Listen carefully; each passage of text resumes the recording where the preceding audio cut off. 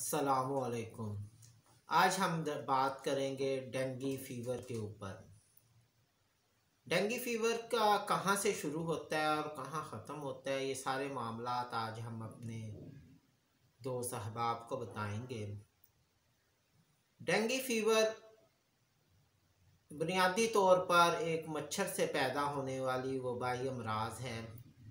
ये मच्छर की अफजाइश साफ़ और शफाफ पानी पर ही इसकी होती है। अगर ये डेंगू वायरस किसी इंसानी जिस्म में दाखिल हो जाए तो ये पहले दिन उसे आम जो अलामात हैं वो ये ज़ाहिर होती हैं कि उसे सबसे पहले सर दर्द होता है, उसके बाद जोड़ों में दर्द शुरू हो जाता है। जोड़ों के दर्द के बाद उसके पूरे जिस्म में दर्द और टेम्परेचर होता है। इसके साथ कुछ पेशेंट्स को उल्टियाँ और कुछ पेशेंट को पेचस लग जाते हैं। डेंगू होम्योपैथिक में इसके हिफाजती और डेंगू की रोकथाम की तमाम अद्वियात दस्तयाब हैं, जिसे होम्योपैथिक डॉक्टर अलामात की रोशनी और हिफाजती इक़दामात के पेश नज़र अपने मरीज़ों को इस्तेमाल कराते हैं। इन्हें इस्तेमाल करने से अल्लाह ना करे अगर डेंगू वायरस आपके जिस्म में दाखिल हो जाता है तो वो ज़्यादा पेचीदगी और नुकसान का बाइस नहीं बनते। इसमें रोकथाम के लिए कुछ डेंगू फीवर के कतरे आते हैं जो कम्बिनेशन है, जिसे हम आपको स्क्रीन पे भी दिखा देते हैं। ये कम्बिनेशन है, ठीक है, डेंगू फीवर प्रिवेंशंस, ठीक है। उसके बाद हमारे पास जो होम्योपैथिक आम तौर पर अपने लिए और अपने मरीज़ों के लिए और अपनी फैमिली के लिए ड्रॉप्स इस्तेमाल करवाते हैं, वो पेकाना का, ये पेकाना कंपनी जर्मनी की है और इसका ये यूपिटोरियम पर 30 और 200 है। इसके 5 दिन के इस्तेमाल से जिस्म का दिफाई निज़ाम डेंगू के ख़िलाफ़ बेहतर काम करता है, जिसके पेश नज़र मरीज़ को डेंगू का वायरस जिस्म में दाखिल होने के बाद डेंगू पेचीदगियाँ इख्तियार नहीं करता और वो जल्द कंट्रोल हो जाता है।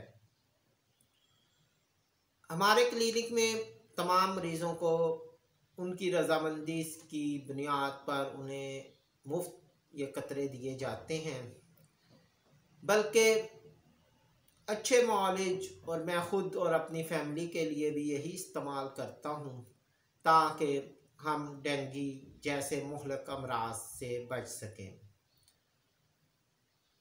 डेंगू बेसिकली कोई इतना बड़ा मसला नहीं है अगर उसका बर वक्त इलाज और तशख़ीस की जाए। होम्योपैथिक की जो रिसर्च है आज से बहुत पुरानी है। हमारे बानी डॉक्टर हनीमन ने इसकी संगे बुनियाद रखी। कुछ लोगों का ख्याल है कि डेंगू तो आज आ रहा है, होम्योपैथिक वालों के पास ये कतरे और ये सारी चीज़ें कैसे आ गई। अगर हम डेंगू की अलामात को देखें तो इसे किसी ज़माने में जब डेंगू का नाम नहीं था तो इसे हड्डी तोड़ बुखार के नाम से ही जाना जाता था। डेंगू के हिफाजती कतरे लाजमी इस्तेमाल करें, होम्योपैथिक डॉक्टर के मशवरे से इस्तेमाल करें और डेंगू जैसी मुहलिक वबाई अमराज से हिफ्ज़ मा तक़द्दम बचें। अब ये एक बात बार बार मैं अक्सर वीडियो अपने फेसबुक कमेंट्स में भी करता हूँ कि आप होम्योपैथिक क्वालिफाइड डॉक्टर के मशवरे से ही होम्योपैथिक दवाई इस्तेमाल करें। हमारे कुछ कमेंट्स में भी बातें आई और हमारे कुछ लोगों ने ये बातें कही कि क्या इसके क्या बात है कि आप ये कहते हैं कि इसे होम्योपैथिक डॉक्टर के ही इस्तेमाल से मशवरे से इस्तेमाल करें। आप कहते हैं कि इसके साइड इफ़ेक्ट भी नहीं है, हम क्यों ना खुद ही से परचेज़ करें और खुद ही से इस्तेमाल कर लें।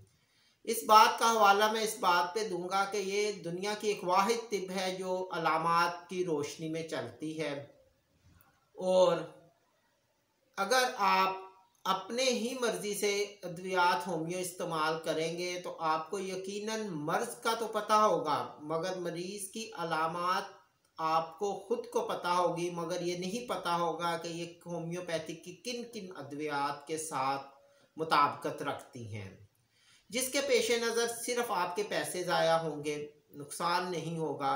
मगर इस तजर्बे से आप ये सोचना शुरू कर देंगे कि होम्योपैथिक बहुत देर पा और बहुत सुस्त और बहुत लाइलाज, न इसका नफ़ा न नुकसान। होम्योपैथिक दवाई अगर अलामात की रोशनी में इस्तेमाल की जाए तो ये पहला कतरा ही इस्तेमाल करने से अपना असर दिखाती है। इंशाल्लाह आपको नेक्स्ट वीडियो में होम्योपैथिक के मुतल्लिक मज़ीद मालूमात फ़राहम करेंगे। अब तक के लिए इजाज़त दें।